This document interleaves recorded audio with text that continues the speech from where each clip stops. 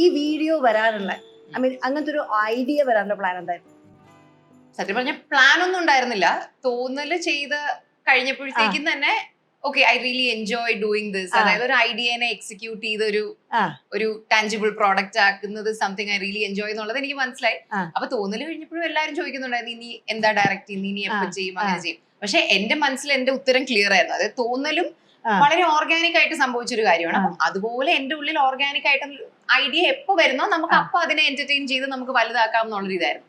അപ്പൊ അങ്ങനെ ഇരുന്നപ്പോ ഒരു 2-3 വർഷം മുമ്പ് എനിക്ക് ഏതോ ഒരു പോയിന്റിൽ ഇങ്ങനെ okay I would like to do something but let me just wait for the idea എന്നുള്ളൊരു തോട്ട് ഉണ്ടായിരുന്നു. അങ്ങനെ ഏതോ ഒരു സുപ്രഭാതത്തില് ഇങ്ങനെ ഒരു ഐഡിയ വന്നു.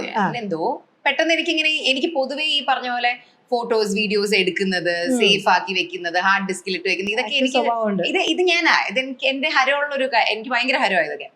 അപ്പോ അതങ്ങനെ ആലോചിച്ചുകൊണ്ടിരുന്നപ്പോ എനിക്കിങ്ങനെ ഫസ്റ്റ് എന്റെ മനസ്സിൽ വന്ന തോട്ട്, ഇപ്പൊ നമ്മൾ ഇപ്പൊ എടുത്ത് വെക്കുന്ന ഫോട്ടോസും കാര്യങ്ങളും നമ്മളിങ്ങനെ ഒരുപാട് ഏജ് ഒക്കെ ആയി കഴിഞ്ഞിട്ട് നമ്മളിരുന്ന് കാണും, ആ ഒരു വിഷ്വൽ എന്റെ മനസ്സിൽ വന്നു.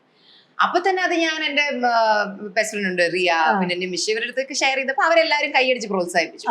അങ്ങനെ നമ്മള് ബിൽഡ് ചെയ്ത് അങ്ങനെ വന്ന ഒരു ഐഡിയ ആണ്. ഈ ഞാൻ സംസാരിച്ചപ്പോ ഞാൻ ചെറിയൊരു ഹോംവർക്ക് നടത്തി. അപ്പൊ ഞാൻ കേട്ടെന്ന് വെച്ചാൽ നിങ്ങൾ ഇത് ബാക്കിൽ നിന്നാണ് വർക്ക് ചെയ്തത്.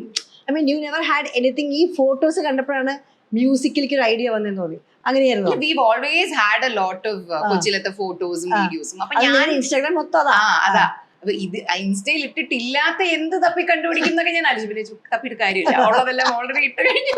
അതിന് ലൈക്ക് ആൾക്കാർക്ക് കണ്ടിട്ടുള്ള ഒരു ഫുട്ടേജ് ഇങ്ങനത്തെ ഒരു സിനിമാറ്റിക് പെർസ്പെക്റ്റീവില് കാണുമ്പോൾ ഒരു തോന്നും. അപ്പൊ എനിക്ക് ഈ പറഞ്ഞ പോലെ നമ്മളെ ഒരു യങ് ഏജിലുള്ള ഒരു സാധനം നമ്മൾ കുറെ വർഷം കഴിഞ്ഞിരുന്ന് കാണുമ്പോൾ ആ ഫീലിംഗ് എന്താ, ആ ഒരു തോട്ട് ഞാൻ നിമിഷിനോട് പറയുമ്പോൾ നിമിഷാണ് പെട്ടെന്ന് പറഞ്ഞത്, listen dude, why don't you do this with you and Hansika, because you have so much of content. അങ്ങനെയാണ് പെട്ടെന്ന് ഹൻസിക എന്നുള്ള ഐഡിയ വന്ന്, സിസ്റ്റർഹുഡ് എന്നുള്ള ഐഡിയ വന്ന്, അങ്ങനെ